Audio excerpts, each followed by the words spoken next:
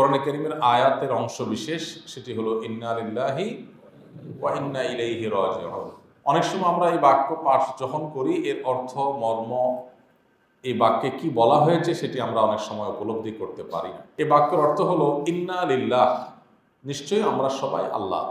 আমাদের নিজস্ব কোনো স্বকীয়তা, মালিকানা, এটা ইসলামিক দৃষ্টিকোণ থেকে বাস্তবতার নিরিখে কোনোভাবেই সুসাব্যস্ত নয়। মানুষ নিজে নিজের মালিক না। আমি যদি আমার মালিক আমি হতাম, তাহলে তো আমার মন মতো হায়াত পাইতাম। কেউ কি মরতে চায়? তাহলে আমি 150, 200, 250, 300 অনবরত বছর পর্যন্ত থাকার চেষ্টা করতাম, যদি আমার কন্ট্রোল আমার কাছে থাকতো। আমার জন্ম, আমার মৃত্যু, ইভেন আমার রিজিক, কোনো কিছুই আমার নিয়ন্ত্রণে না। আমি চেষ্টা করতে পারি, আমাকে চেষ্টা করার জন্য আল্লাহই নির্দেশ করেছেন, তার নির্দেশ পালনার্থে আমি চেষ্টা করি, কিন্তু হবে সেটাই যেটা তিনি ফয়সালা করেছেন। তো এই জন্য ইন্না লিল্লাহ এর মাধ্যমে আমরা স্বীকারোক্তি দিয়ে থাকি যে আমরা সবাই আল্লাহ। এটা আল্লাহর কাছে নিজেকে সমর্পণ করা, সুপর্দ করা, আল্লাহ রাব্বুল আলামিনের সামনে সারেন্ডার করা। এবং এ বাক্যের মাধ্যমে আমরা সবাই যে আল্লাহ সুবহানাহু ওয়া তাআলার কাছে নিজেদেরকে সমর্পণ করে থাকি, এই সমর্পণের চিন্তা ধারা, এই দর্শন, এই ভাবনা যদি আমাদের সবসময় মনে, মস্তিষ্কে, মগজে বদ্ধমূল রাখতে পারি, তাহলে আমাদের জীবনটা বদলে যাবে। ইন্না লিল্লাহ, নিশ্চয় আমরা সবাই আল্লাহ। সো আমাদের মালিক আল্লাহ, তিনি দেখছেন আমরা কি করছি কি না করছি, সব তিনি দেখছেন। শুধু দেখছেন তা না, ওয়া ইন্না ইলাইহি রাজিউন। আর আমরা সবাই তো আল্লাহ আমাদেরকে সৃষ্টি করে পৃথিবীতে পাঠিয়েছেন, আমাদের মধ্যে প্রবৃত্তি দিয়েছেন, যে প্রবৃত্তি আমাদেরকে অপকর্মের দিকে টানে, আকর্ষণ করে। এবং শয়তান নামক সৃষ্টি দিয়েছে, যে আমাদের মনে, মস্তিষ্কে ঢুকে আমাদের দ্বারা খারাপ কাজ করবার জন্য আমাদেরকে প্ররোচিত করে। এই দুইয়ের সাথে মোকাবেলা করে আমরা যেন সঠিক পথে থাকতে পারি, সেজন্য যুগে যুগে নবী রাসূলদেরকে পাঠিয়ে আমাদেরকে সতর্ক করেছেন, আবার নিজেদের বিবেক দিয়েছেন।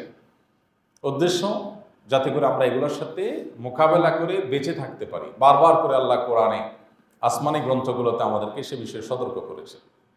যদি আমরা সতর্ক হই, তাহলে আল্লাহর কাছে যেমন আমাদের পুরস্কার রয়েছে, আর অসতর্ক থাকলে তার জন্য তিরস্কার, শাস্তির ব্যবস্থাও আছে। ওয়া ইন্না ইলাইহি রাজিউন, আর আমরা নিশ্চয়ই তার কাছেই ফিরে যেতে হবে। এটাকে আমরা মানুষ মরার দোয়া বানায় নিছি, যদিও এটা মানুষ মরার দোয়া না। এটা হলো যে কোনো বিপদে, যে কোনো মুসিবতে, যে কোনো সমস্যায় পড়লে মানুষ এই বাক্য পাঠ করার মাধ্যমে সান্ত্বনা গ্রহণ করবে। আল্লাহ সুবহানাহু ওয়া তাআলা কোরআনে কারীমে বলেছেন, ওয়াল্লাযীনা ইযা আসাবাতহুম মুসিবাহ ক্বালু, আর ঈমানদারদের, নেককারদের বৈশিষ্ট্য হলো তারা যখন কোনো বিপদে পড়বে তখনই তারা বলবে ইন্না লিল্লাহি ওয়া ইন্না ইলাইহি রাজিউন। আমরা সবাই আল্লাহ, আর আল্লাহর কাছে আমাদেরকে ফিরে যেতে হবে। এই যে আল্লাহর কাছে ফিরে যেতে হবে, এই জবাবদিহিতার বোধ, এটা যদি সত্যি আমাদের মধ্যে থাকে, তাহলে আমাদের দ্বারা কোনো অপকর্ম হওয়ার কথা না, কোনো দিনই না। কারণ আল্লাহ সুবহানাহু ওয়া তাআলার পাকড়াও তো আর দুনিয়ার মানুষের পাকড়াওর মতো না। মানুষ মিস করে। আমি প্রচলিত আইন, প্রচলিত নিয়ম, প্রচলিত আপনার সংবিধান, এগুলোর বিরোধী কোনো কাজ করলে আমার পানিশমেন্টের মুখোমুখি হতে পারে, কিন্তু নাও হতে পারে। কারণ যারা আমাকে পানিশমেন্ট দিবে তাদের চোখে ধুলি দেওয়া সম্ভব হতে পারে, তারা নাও দেখতে পারে, নানান সম্ভাবনা আছে। কিন্তু আল্লাহ রাব্বুল আলামিনের, মহান সৃষ্টিকর্তা আল্লাহ রাব্বুল আলামিনের এখানে তো ফাঁকি দেওয়ার কোনো স্কোপ নাই।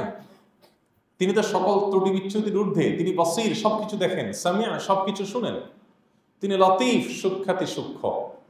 আমরা আজকাল সায়েন্স টেকনোলজির উন্নতির এই সময় সৃষ্টি জগতের অনেক সুখ্যাতি সূক্ষ্ম বিষয়ের ইনফরমেশন আমরা জানি। আমরা বাতাসের গতি, বাতাসের পরিমাপ, আমরা আগুনের তাপের পরিমাণ, আমরা অনেক কিছু মাপতে পারি। আমরা মানুষ আল্লাহ সৃষ্টি হয়ে যদি আল্লাহ সৃষ্টি জগতের সুখ্যাতি সূক্ষ্ম অনেক বিষয় পরিমাপ করার থিওরি, পরিমাপ করার মতো টেকনোলজি যদি আমরা আবিষ্কার করতে পারি, তো আমার এই মস্তিষ্ক, হাজার লাখ কোটি অগণিত মানুষ এবং এই মহাসৃষ্টি জগতের মহান সৃষ্টিকর্তা যিনি, মালিক যিনি, তিনি কতটা সুখ্যাতি সূক্ষ্ম হবেন। লতিফ, আল্লাহর এই গুণবাচক নামের অধীনে তার সবকিছুই আছে। সো আল্লাহর কাছে তো ফাঁকি দেওয়ার কোনো স্কোপ নাই। ফাঁকি দেওয়ার কোনো স্কোপ থাকলে ঠিক আছে, কিছু করে ধামাচাপা দিয়ে দিলাম, আবার কিছু করে টোরে, সেটা একটা পার পাওয়ার রাস্তা ছিল, কিন্তু সে রাস্তা নাই। যেহেতু সে রাস্তা নাই, তিনি সব কিছুকে হাজির করবেন। ফামাইয়া আমাল মিসকালা দাররাতিন খায়রান ইয়ারা ওমাইয়া আমাল মিসকালা দাররাতিন শাররান ইয়ারা। যারা পরিমাণ ভালো কিছু করলে সেটার যেমন আল্লাহ তাআলা সংরক্ষণ করবেন, তার পুরস্কার যেমন আল্লাহ দিবেন, আবার যারা পরিমাণ খারাপ কিছু করলে তার তিরস্কারের মুখোমুখি আল্লাহ তাআলা করবেন।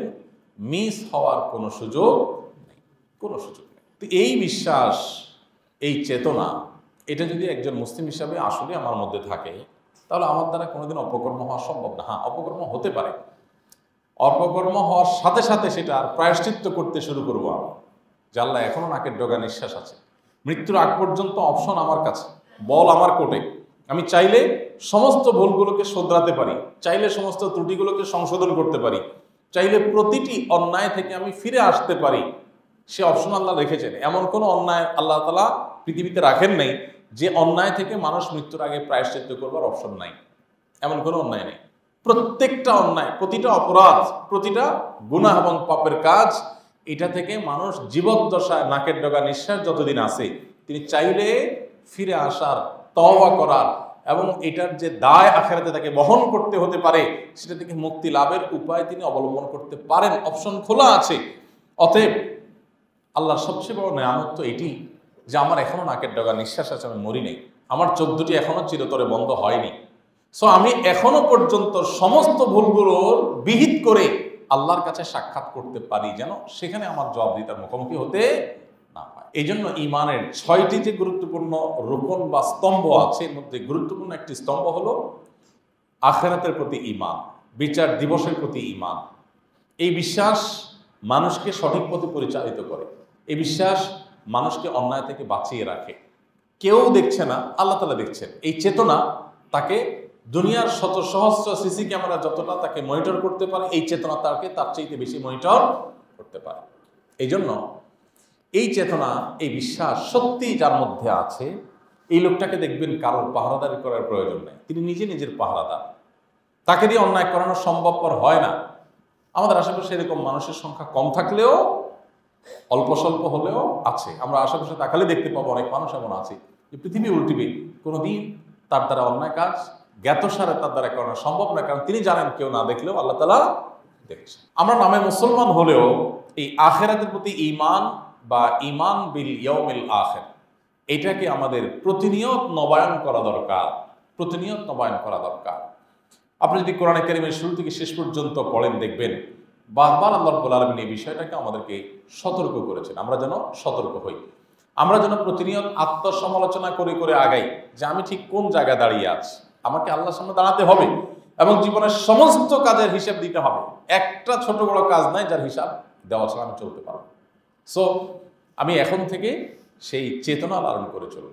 যারা নাস্তিক বা যারা কোনো ধর্মে বিশ্বাসী নয়, যারা লজিক পূজারী, আমরা আল্লাহর গোলাম, তারা তথাকথিত নিজের যুক্তির গোলাম, এই মানুষগুলোর একটা আখিরাতের প্রতি ঈমান, বিচার দিবসের প্রতি ঈমানের ব্যাপারে তাদের একটা সংশয়ের জায়গা আছে বা তাদের একটা আপত্তির জায়গা আছে।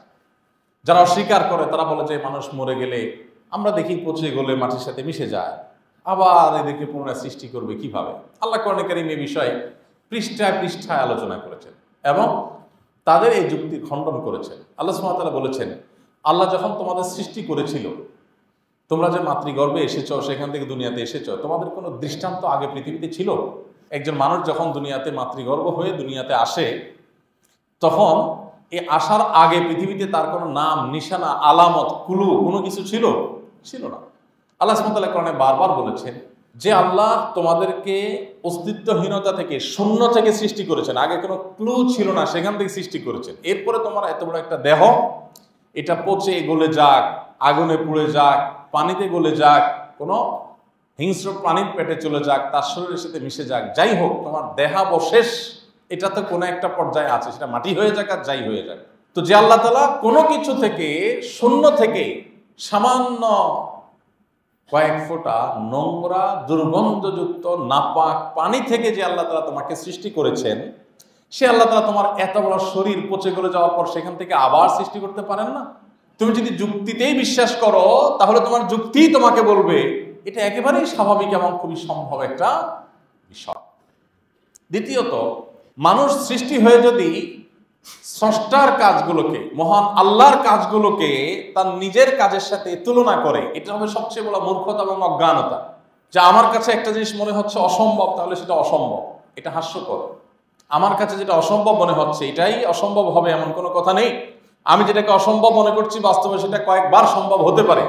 আমার বিবেক, আমার টেকনোলজি সে পর্যন্ত কাজ করছে না। দেখুন, এখন আমরা বিদ্যুৎ আবিষ্কারের পর সুইচ এক জায়গায় থাকে, ফ্যান আরেক জায়গায় থাকে, আমরা সুইচ টিপ দেই আর ফ্যান চলাচল শুরু হয়।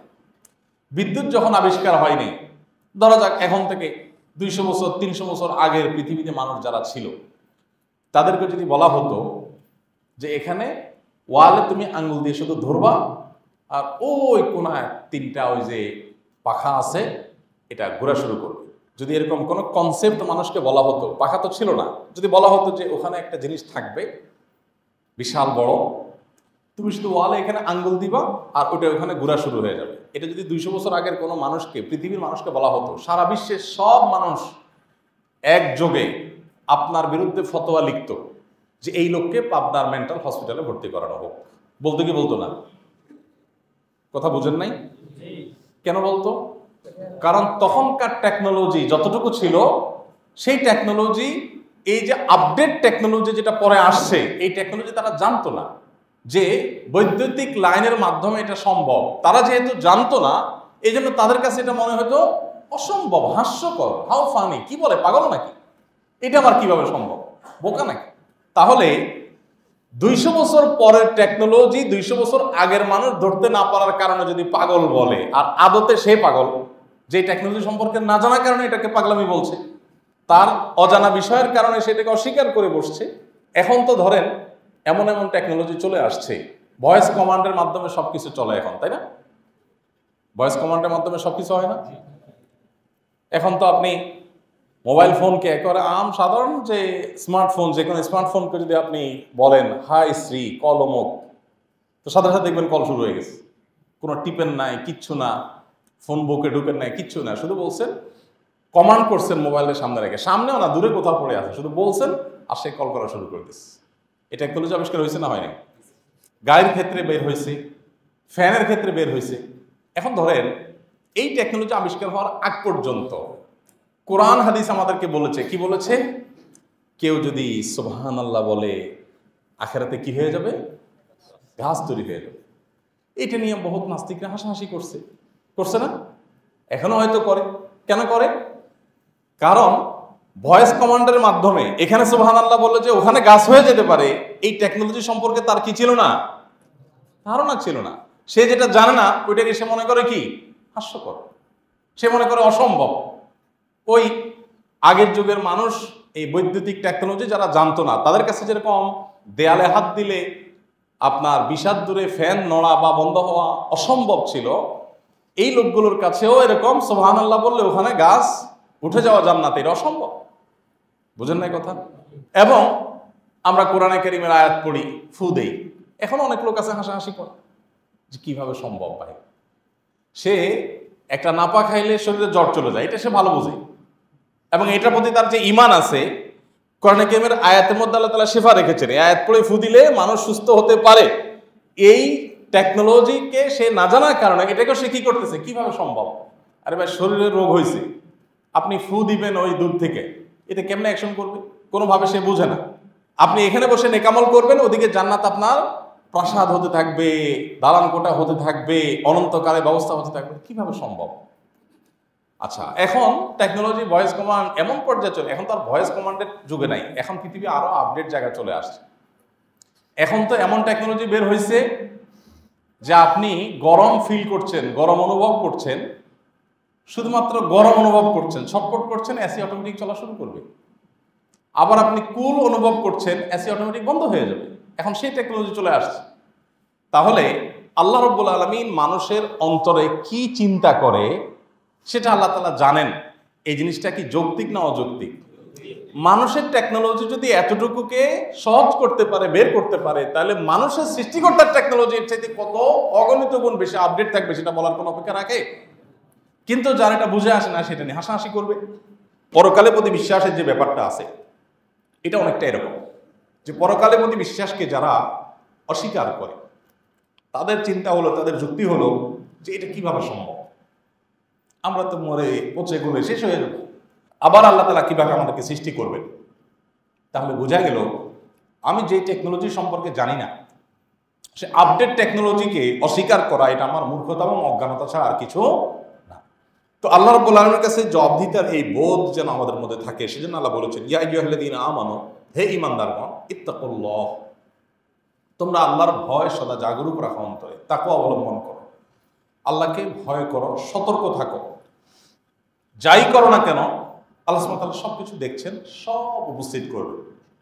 দেখুন 1400-1450 বছর আগে যখন কোরআনের সমস্ত আয়াত নাজিল হয়েছিল, যে মানুষের কি কাজ করে না করে এ সব আল্লাহ তাআলা কিয়ামতের ময়দানে তাকে দেখাবেন এবং সবকিছু উপস্থিত করবেন। যখন এই ক্যামেরা আবিষ্কার হয় নাই, ভিডিও করার এই টেকনোলজি আবিষ্কার হয়নি, তখন মানুষের জন্য এটা বোঝা কত কঠিন ছিল না। এখন তো দিনের আলো মতো পরিষ্কার যে কিভাবে আল্লাহ তাআলা করবেন, তাই না? মানুষের কর্মকাণ্ড ভালো মন্দ এগুলোকে আল্লাহ পরিমাপ করবেন। কোরআনে আল্লাহ বলেছেন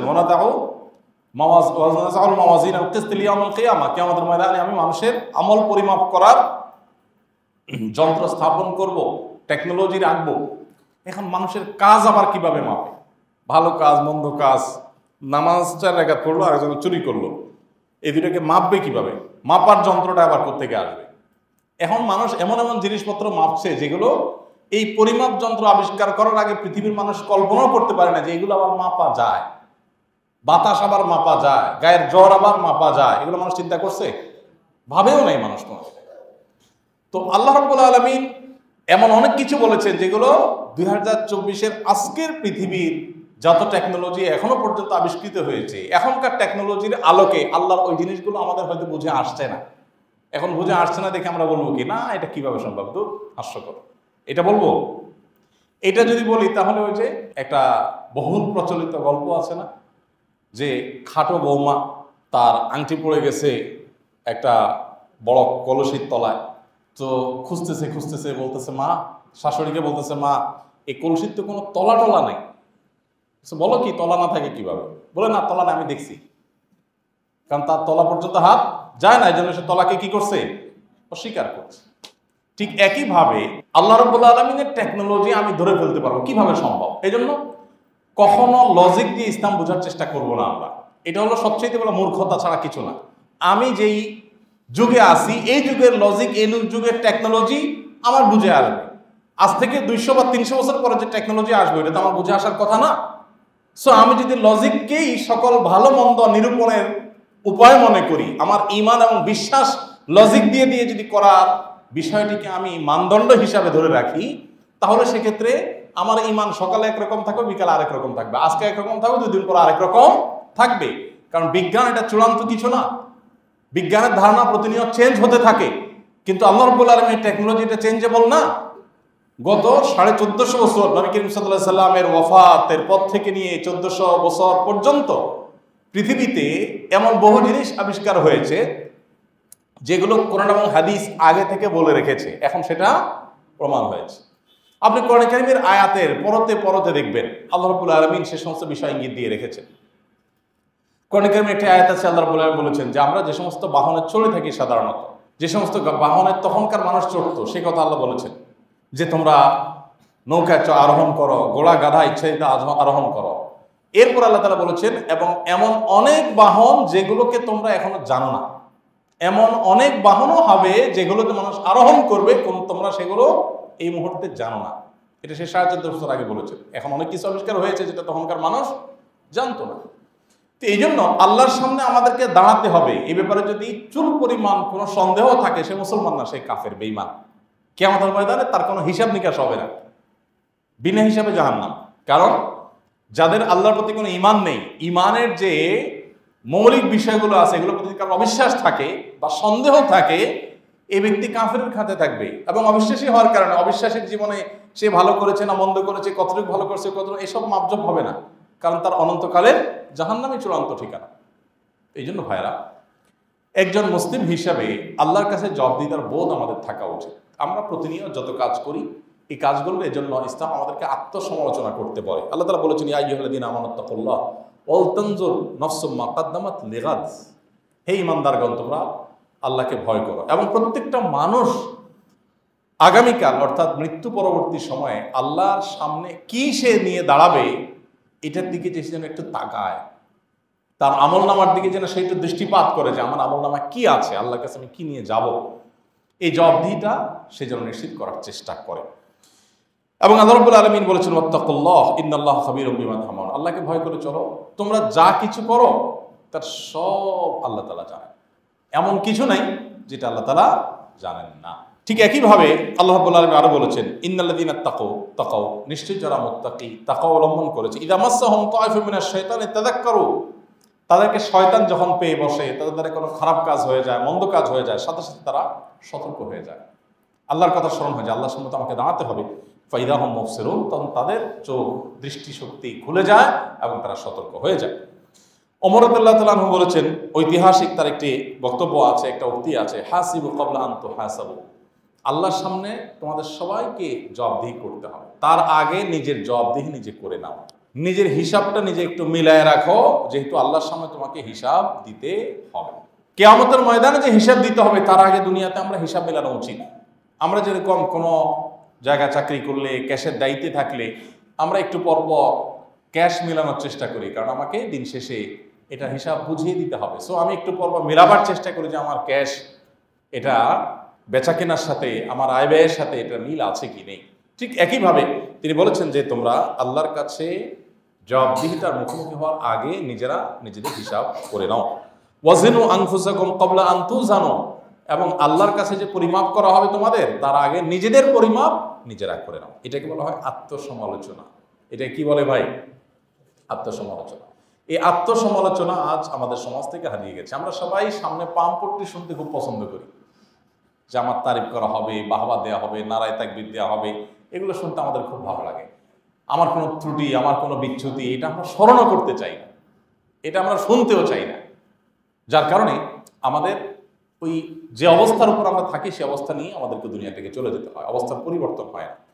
আত্মসমালোচনা এমন একটা কাজ, এটা প্রতিনিয়ত আমাদের করতে থাকা উচিত, বাচ্চাদেরকে অভ্যস্ত করা উচিত যে আত্মসমালোচনা করবো আমরা। আজকে একটা কাজ হলে, এই কাজ আমার ভুল কি হয়েছে, ভালো কি হয়েছে, ভালো হয়েছে আল্লাহর কাছে শুকরিয়া আদায় করে সামনে সেটাকে আরো ভালোভাবে এগিয়ে নেওয়া, মন্দ কি হয়েছে তার জন্য সমালোচনা করে নিজেকে ভৎসনা করে আমরা সেখান থেকে সরে আসবো। আমাদের যে প্রবৃত্তি, এই প্রবৃত্তি তিন প্রকার।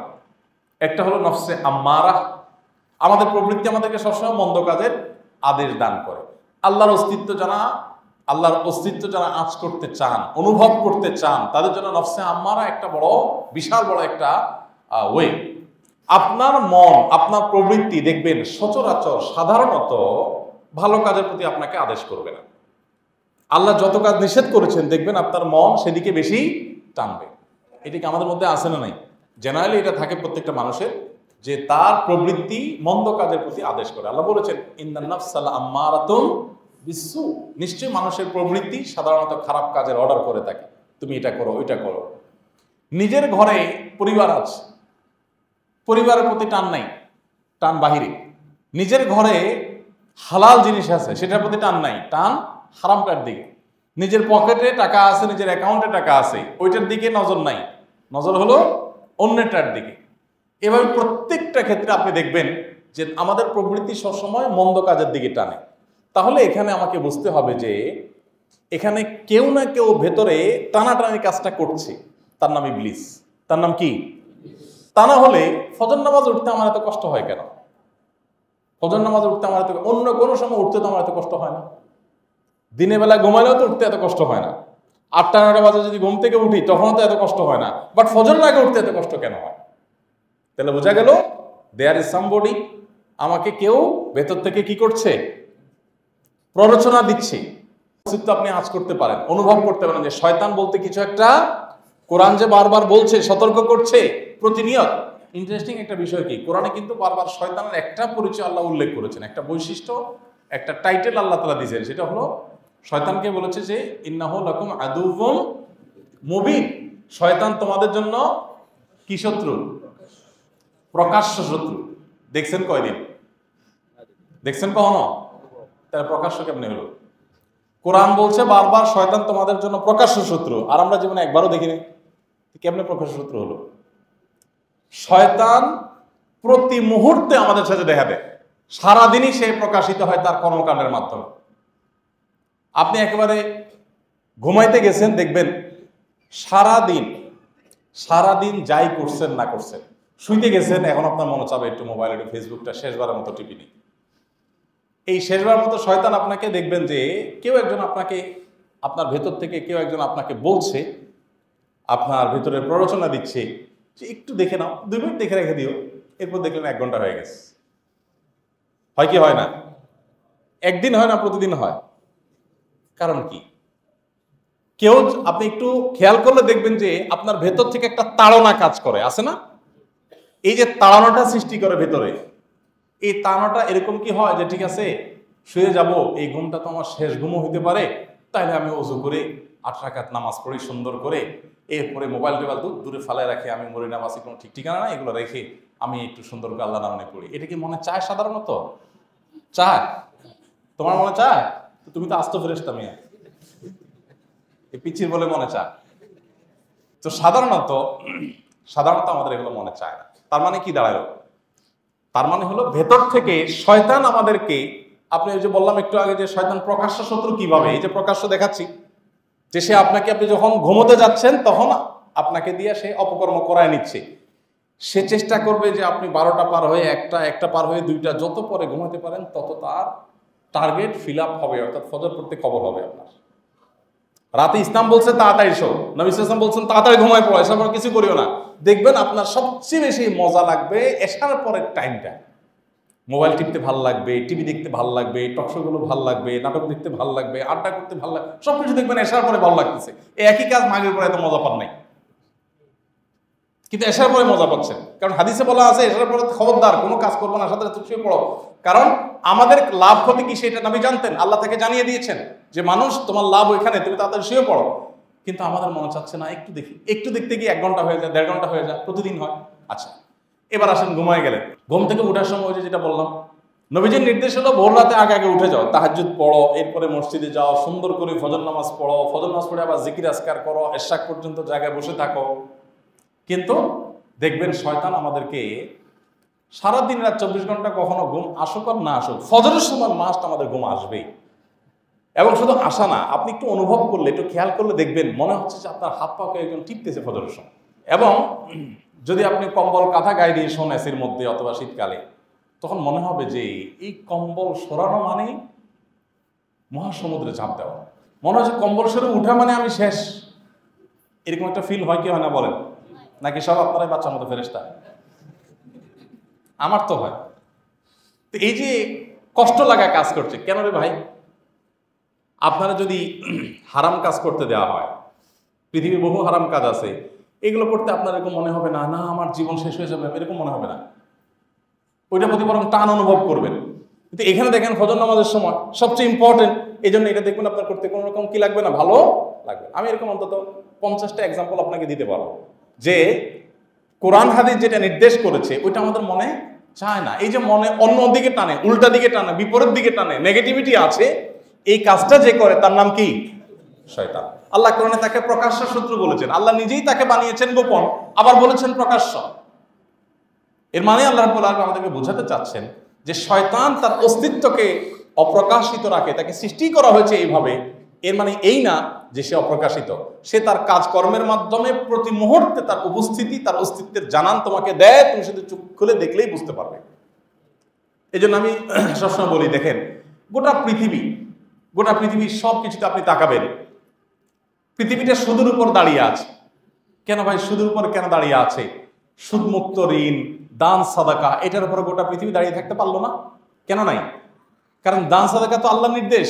তো শয়তান সে চেষ্টা করবে কি করার জন্য? সুদ যেহেতু ধ্বংস ডেকে আনবে, মানুষকে জাহান্নামে নিয়ে যাবে, আল্লাহর নিষিদ্ধ কাজ, অতএব ওইটাই পৃথিবীতে সবচেয়ে বেশি কি হবে? স্টাবলিশড হবে। আপনি দেখবেন হারাম জিনিস স্টাবলিশড হয়, হালাল জিনিস স্টাবলিশড হয় না।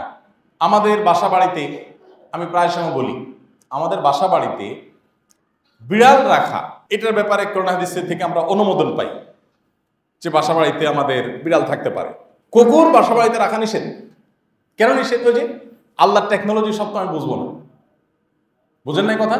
এখন আপনি যে বলেন যে ভাই কুকুরে কি দোষ করলো, এটাও তো একটা সৃষ্টি, বিড়ালও একটা সৃষ্টি, বিড়াল রাখা যাবে কিন্তু কুকুর রাখা যাবে না, সমস্যাটা কি? নবী করিম সাল্লাল্লাহু আলাইহি সাল্লাম লানত, আল্লাহর অভিশাপ নাজিল হবে, জান্নাত আর রহমতের ফেরেশতারা প্রবেশ করবেন না সেই গৃহে, সেই অফিসে, সেই কক্ষে যেখানে কুকুর থাকে।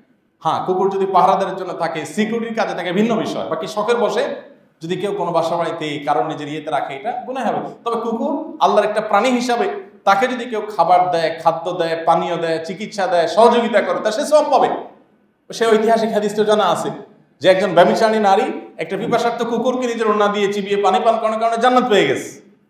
তাহলে কুকুর আল্লাহ সৃষ্টি হিসাবে তার প্রতি সিম্পেথি দেয়া দেখাতে নিষেধ নাই, তার থাকার জন্য আলাদা ঘর করে দিতেও নিষেধ নাই, কিন্তু আপনার ঘরে ঢুকানো নিষেধ।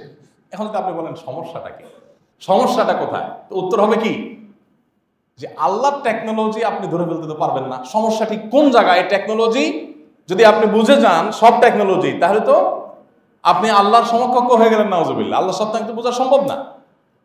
হয়তো কোনো এক সময় আবিষ্কার হবে যে হ্যাঁ এই শশী ক্ষতি আছে মানব সভ্যতার জন্য, যাই হোক। তো যেটা আল্লাহ নিষেধ করেছেন ওইটা দেখবেন সমাজে একেবারে সবচেয়ে বেশি কি আছে, এস্টাবলিশড আছে। এখন ঘরে ঘরে সারা পৃথিবীতে দেখবেন অন্য কোনো প্রাণী থাকুক আর না থাকুক, কুকুর মাস্ট আছে না নেই? অন্য কোনো প্রাণী থাকুক আর না থাকুক, আমাদের বেডরুমে কুকুর মাস্ট।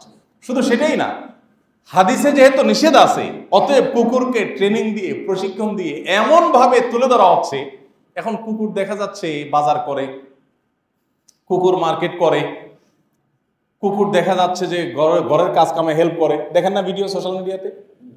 মানে এমন ভাবে এটাকে উপস্থাপন করে রাখা হয় যে কোরআন হাদিস একদিকে, আর এখানে যেন অন্যকে এর ভিন্ন কিছু সাব্যস্ত করার চেষ্টা করছে। আর তার নাম হলো ইবলিস। তার নাম হলো কি? ইবলিস। ইবলিস এবং ইবলিসের দোষ হলো সেটা করছে। যাই হোক, কথা অন্যদিকে চলে গেছে। তো যেই কথায় ছিলাম সেটা হলো যে আমাদের আখিরাতের প্রতি জবাবদিহিতার বোধ যদি থাকে, আত্মসমালোচনা মানসিকতা যদি থাকে, তাহলে সেক্ষেত্রে আমাদের আখিরাত উজ্জ্বল হবে, দুনিয়াও উজ্জ্বল হবে। আর আল্লাহর নিকট জবাবদিহিতার বোধ, এটা মানুষকে প্রকৃত মানুষে পরিণত করে। গোটা পৃথিবীতে যত টেকনোলজি আবিষ্কার করবেন আপনি, মানুষকে যদি মনুষ্যত্বের উপর ওঠাতে হয়, তাহলে আল্লাহর নিকট জবাবদিহিতার বোধ এটা জাগ্রত করা ছাড়া আর কোনোভাবেই সম্ভব হবে না। নবী করিম সাল্লাল্লাহু আলাইহি সাল্লামের সময়কালে পৃথিবীর মানুষ, ওমর রাদিয়াল্লাহু তাআলা আনহু সহ খুলাফায়ে রাশেদা, তাদের আমলে পৃথিবীর মানুষ তারা আল্লাহর নিকট জবাবদিহিতার বোধ, আল্লাহর কাছে দাঁড়াতে হবে, পরকালের প্রতি বিশ্বাস, এটা জাগ্রত থাকবার কারণে তখনকার মানুষ যতটা সৎ ছিলেন, কিয়ামত পর্যন্ত ওইরকম সততার রেশিও পৃথিবীতে আর কখনোই বাড়বে না, আসবে। এই জন্য ওই জায়গায় আবার আমাদের ফিরে যেতে হবে। পরিবারের মধ্যে ইমানের চর্চা বাড়াতে হবে, নিজেদের মধ্যে ইমানের চর্চা বাড়াতে হবে, এবং প্রতি মুহূর্তে আল্লাহর কাছে দাঁড়াতে হবে সেই চিন্তা মাথায় রেখে মুহাসাবাতুন নফস বা আত্মসমালোচনা করতে হবে যে আমি কোন জায়গায় দাঁড়িয়ে আছি। আমার প্রতিদিনের ভুলগুলোকে সংশোধন করা, ভালোগুলোকে সামনে এগিয়ে নেওয়ার জন্য সংকল্প করা, এই প্রক্রিয়া প্রতিনিয়ত চলতে থাকতে হবে। এখন বেশিরভাগ মানুষ দেখবেন, যেটা বলছিলাম, যে আমরা নিজেদের ভুল স্বীকার করতে রাজি না। যত বড় ভুলই হোক দেখবেন ধামা চাপা দেওয়ার চেষ্টা। কিসের চেষ্টা? মনে করেন একটা ভুল হয়ে গেছে, মানুষ হিসাবে ভুল হয়েই গেছে, হতেই পারে, কিন্তু দেখবেন যে ভুল যেহেতু হয়ে গেছে তো ওইটা স্বীকার করা যাবে না, ওইটা ধামা চাপা দিতে হবে। আমরা এর আগে বলছিলাম যে আমরা যেহেতু সারাদিন মিডিয়াতে কথা বলতে হয়, বিভিন্ন জায়গায় কথা বলতে হয়, আমরা মানুষ, আমাদের অনেক ভুল হয়। আমরা যদি 500টা কথা বলি, এর মধ্যে 10টা 20টা ভুল হতে পারে। তো সেজন্য আমি আমাদের সহকর্মীদেরকে বললাম যে আমাদের সমস্ত কথার যেহেতু ভিডিও হয়, রেকর্ড হয়, এত কথা বলি সকাল থেকে রাত পর্যন্ত। সকালে এক টিভি চ্যানেলে করে আসছি, এখন মসজিদে করতেছি, এখান থেকে আরেক টিভি চ্যানেল ঢুকবো, সারাদিন ক্যামেরার সামনে বসতেছি এবং কথা বলতেছি। এত কথা যে বলতেছে, যার কথা বেশি হয় তার ভুলও বেশি হয়। অতএব এই যে ভুলগুলো হবে, যারা আমাদেরকে শুনছে তারা এই ভুলগুলো নিয়ে যদি কবরে চলে যায়, আল্লাহর কাছে কি জবাব দিয়ে করবো? আমি একটা ভুল কথা বললাম, সেটা শুনে চলে গেল, ভুলটা শিখে গেল। এই জন্য বললাম যে আমাদের ভুলগুলোকে আলাদা ভিডিও আকার আলাদা কেটে আমাদের ইউটিউব চ্যানেলে একটা প্লে লিস্টে একটা আলাদা প্লে লিস্ট করার জন্য, যে আমাদের ভুলগুলো সব, যাতে করে আমাদের যারা ফলোয়ার তারা দেখে নিতে পারে যে আমার কোন কোন কথাগুলো ভুল হয়ে গেছে, যেটা আমি বুঝতে পারি না, পরে আমি বুঝেছি, আমার অবস্থা আমি পরিবর্তন করেছি, এর জন্য সে শিখতে পারে। ডক্টর খন্দকার আব্দুল্লাহ জাহির রহমতুল্লাহ আলাইহি মারা গেছেন আর বহু বছর আগে, আপনারা জানেন। স্যারের একটা জীবনী গ্রন্থ বের করা নিয়ে একবার আমরা মিটিং করেছিলাম। তো সেখানে আলোচনা উঠছিল যে কিভাবে তার সে জীবনী গ্রন্থটা লেখা হবে। তখন সেখানে আমরা প্রসঙ্গত কথা উঠলো, আমরা বললাম যে সাধারণত জীবনী গ্রন্থের মধ্যে যার জীবনী লেখা হয়, কোনো বড় মনীষী মারা গেলে তার জীবনীতে কি লেখা হয়? সব পাম্পট্টি, সহজ বাংলা কি লেখা হয়? বাস্তবসম্মত কথাগুলাই এটা রংচং দিয়ে উনি হান ছিলেন, তান ছিলেন, এটা ছিলেন, সেটা ছিলেন, গুণগান ছাড়া কোনো কাহিনী আছে? অথচ এই মানুষটার জীবনে কোনো ভুল কি ছিল না? ছিল না? নাকি উনি ফেরেশতা? মানুষকে ভুলের ঊর্ধ্বে? প্রত্যেকটা মানুষের জীবনে ভুল, নবী রাসূলটা ছাড়া। আর প্রত্যেকটা মানুষের জীবনে ভুল হতে পারে কি পারে না? তো যদিও সেই বই আর আলোর মুখ দেখে নাই, কিন্তু আমরা ডিসিশন নিয়েছিলাম যে আমরা যদি আব্দুল্লাহ জাকির রহমাতুল্লাহর জীবনী বের করি, তো এই বইয়ের মধ্যে একটা চ্যাপ্টার থাকবে স্যারের জীবনে ঘটে যাওয়া ভুলগুলো। বাই মিস্টেক তিনি একটা রেফারেন্স বলেছেন, সেটা মিলে নাই। তিনি একটা মাসআলা দিয়েছিলেন, সেটা স্লিপ অফ টাং ছিল তার, পরে দেখা গেছে যে ইনফরমেশনটা সঠিক ছিল না। এই জিনিসগুলোকে একটা পরিচ্ছেদে আমরা চাইছিলাম যে একত্র করব। যাই হোক, সেটার আলোর মুখ দেখে নাই। আমি আমার সহকর্মীদের বলছি, আমি মরে গেলে যদি এরকম কিছু হয়, তো আমার ভুলগুলো আলাদা করে যেন লেখা হয় যে এগুলো তার ভুল ছিল। কারণ আত্মসমালোচনার ব্যাপারে ইসলাম আমাদেরকে যতটা গুরুত্ব আরোপ করেছে, তার সিকি ভাগ পর্যন্ত আমাদের জীবনে নাই। আমরা যদি কোনো পীরের মুরিদ হই, তো ওই পীরের মাথা থেকে পা পর্যন্ত সবটুকুই আমার কাছে কি? অনুসরণীয়। আমরা যদি কোনো দলের অনুসারী হই, ওই দলের অন্যায়, অকর্ম, কুকর্ম সবকিছুই আমাদের কাছে একেবারে ইয়ের মতো, রসগোল্লার মতো আমাদের কাছে মিষ্টি মনে হয়। কোনো ভুল আমাদের চোখে পড়ে না, এমন কোনো কিছু আমরা স্বীকার করি। আল্লাহ রাব্বুল আলামিন আমাদের নিজেদের ভুলগুলোকে ভুল হিসাবে স্বীকার করার তৌফিক দান করুন। ভুলকে ভুল হিসাবে স্বীকার না করা কিসের আলামত জানেন? অহংকারের আলামত। নবী করিম সাল্লাল্লাহু আলাইহি ওয়াসাল্লাম বলেছেন, আল কিবরু, অহংকার হলো গামতুন নাস ওয়া বাতারুল হক। দুইটা জিনিস অহংকারের একবারে স্পষ্ট আলামত। কারণ অন্তরে অহংকার আছে কিনা দুইটা জিনিসে সেটা বোঝা যায়। তার একটি হলো মানুষের প্রতি ইগনোরিং এর মানসিকতা, মানুষকে পাত্তা না দেওয়া। কেউ কথা বলছে, একটু ভালো করে মনোযোগ দিয়ে শুনলেন না, ড্যাম কেয়ার ভাব, হ্যাঁ বলেন, তার দিকে তাকাচ্ছেন না, কথা শুনতে চাচ্ছেন না, পাত্তা দিতে চাচ্ছেন না। আবার ওইরকম শক্ত কোনো ভিতালা মানুষ আসলে আবার ঠিকই জিহুজু শুরু করতেছেন। আসলে না এই চরিত্র আমাদের মধ্যে? এটা অহংকারের কারণে হয়। মানুষকে তুচ্ছ মনে করা, মানুষকে পাত্তা না দেওয়া। আরেকটা হলো সত্য অস্বীকার করা। একটা অন্যায় হয়ে গেছে, একটা ভুল হয়ে গেছে, কিন্তু স্বীকার করলে জাত যায়। এই জন্য না স্বীকার করে কি আমতা আমতা করে ধামাচাপা দিয়ে আগডোম বাগডোম ঘোড়ার ডোম ডাকডোম সাজে, ডাকডোল বাজার বাজে, এসব কাহিনী টাহিনী করে ধামাচাপা দিয়ে এমনভাবে বললেন যে না আপনি কিছুই জানেন না, আপনি এটা স্বীকারই করতে রাজি না। এরকমটা আছে না নাই আমাদের মধ্যে? বড়দের মধ্যে তো বটে বটে, আজকাল পিচ্ছি পোলাপানের মধ্যে এগুলো ঢুকে গেছে। বুঝতে পারছো? তো এই জন্য আমাদের ভুলগুলোকে প্রতিনিয়ত সংশোধন করার চেষ্টা করা, ভুল স্বীকার করার মতো। ভুল স্বীকার করতে একটা কলিজা লাগে অবশ্য। ছোট কলিজার মানুষ এগুলো পারে না। ছোট মনের মানুষ, ছোট লোকরা এগুলা, কারণ মনটা তো ছোট, সে মনে করে যে ভুল স্বীকার করলে আমি বোধহয় ছোট হয়ে যাব। যারা উদার তারা নিজের ভুলগুলোকে অকপটে স্বীকার করতে পারে। আমরা যদি ভুল করা শিখি, তাহলে সমাজটা অনেক সুন্দর হয়ে যাবে। দাম্পত্য জীবনে যত অশান্তি হয়, এর একটা বড় কারণ ভুল স্বীকার করার প্রবণতা না থাকা। আমাদের কাছে, আমাদের অফিসে, ফাউন্ডেশনে প্রতিদিন অগণিত মানুষ আসে। যত কেস আসে, মোস্ট অফ দ্য কেস হলো এই ফ্যামিলিতে, দাম্পত্য জীবনে অশান্তি, জামাগোর ঝগড়াঝাটি, মারামারি, কাটাকাটি। এগুলোর ক্ষেত্রে আমাদের অ্যানালাইসিস হলো যে যতগুলো কেস আমরা স্টাডি করেছি, সবগুলোর খোলাসা বেশিরভাগ ক্ষেত্রে দেখা যায় যে স্বামী স্ত্রী একে অন্যের ভুলকে স্বীকার করতে চায়। এটা আমাদের সব ক্ষেত্রেই। অবশ্য আমাদের সমাজেরও দায় কম না। সমাজ এমন আপনার নষ্ট হয়েছে যে এই সমাজে কেউ নিজের ভুল স্বীকার করলে ওইটাকে দুর্বলতা ভাবে সমাজের লোক। এই জন্য অনেকে ইচ্ছা থাকলেও ভুল স্বীকার করতে চান না। যেমন তারাবিতে হাফেজ সাহেবরা তো মানুষ নাকি, তাদের ভুল হবে। প্রতি রাকাতে দুটো তিনটা ভুল হতেই পারে, সমস্যা কি? কোরআন হাদিসে কোথাও এটা লেখা নাই যে হাফেজ সাহেবরা লোকমা যত বেশি খাবে সওয়াব তত কম হবে। এমন কোনো কথা আছে কোথাও? নাই। তাহলে হাফেজ সাহেব যদি লোকমা প্রতি রাকাতে হয়, আপনার তো এটা নিয়ে টেনশন করার দরকার নাই। কিন্তু দেখবেন বেশিরভাগ মুসল্লিদের প্রবণতা হলো কি, আরে কি হাফেজ এটা এত ভুল হচ্ছে। ইমাম সাহেব কি চিন্তা করেন নামাজের মধ্যে? শুধু সেজদা সৌ দেয়, দেখবেন শুধু খোঁচাবে। তো বেশি চালাকের গলায় দড়ি, একটা কথা আছে না? মুসল্লিরা যখন বেশি শিয়ানামি করে, এবার হাফেজ সাহেবরা বলে, আসো আমরা দুজন চুক্তি করি, তোমার ভুল হবে আমি লোকমা দেবো না, আবার আমারটা হবে তুমি লোকমা দেবো না। এই মানুষগুলো যেহেতু 1 ইঞ্চি করে বেশি বুঝে, এদেরকে বেকুব বানাইতে হবে। ভুল হবে টেনে চলে যাবা, আমি কিছু বলবো না, আবার তোমার বলবে তুমি টেনে চলা, পরে আমি আবার কাভার করে দেবো, তুমি আমারটা কাভার করে দেবো। এবার মুসল্লা বলে, মাশাআল্লাহ, ওয়াও কি হাফেজ সাহেব, হাফেজ সাহেব তো সেই হাফেজ সাহেব, মাশাআল্লাহ তুকুর হাফেজ সাহেব, হ্যাঁ 27 দিন তারাবি পড়াইছে, একটা ভুল হয় না। আসলে যে একটা নেগোসিয়েশন হয়ে গেছে তলে তলে, ওইটা মুসল্লি আপনি টেরো পান নাই। তো আপনি বেশি শিয়ানামি করলে আপনার সেই ওষুধও হাফেজ সাহেবের কাছে আছে। এই শিয়ানামি করা আমাদের উচিত না। ভুল হলে, ভুল স্বীকার করলে ওই লোকটাকে অ্যাপ্রিসিয়েট করা উচিত যে তার সৎ সাহস আছে। আপনি হারাম শরীফে দেখবেন ইমাম সাহেবরা ছোট ছোট সূরা কুলুল কাফিরুন, কুলুল কাফিরুন অবশ্য অনেকেরই সমস্যাটা হয়, লা আ'বুদু মা তা'বুদুন ওয়ালা আনতুম আ'বুদুনা মা আ'বুদু ওয়ালা আনা আ'বুদু মা আ'বুদতুম ওয়ালা আনতুম আ'বুদুনা মা আ'বুদু। এটার মধ্যে বারবার কি হয়, যেটা সিমিলার আয়াত বারবার ঘুরপাক খেতে থাকে, লোকমার পরে লোকমা, উনি কোনো কুল কেনারা পাচ্ছেন না। সূরা ফাতিহাতে লোকমা খাইছে হারামে, এরকম ঘটনাও আছে।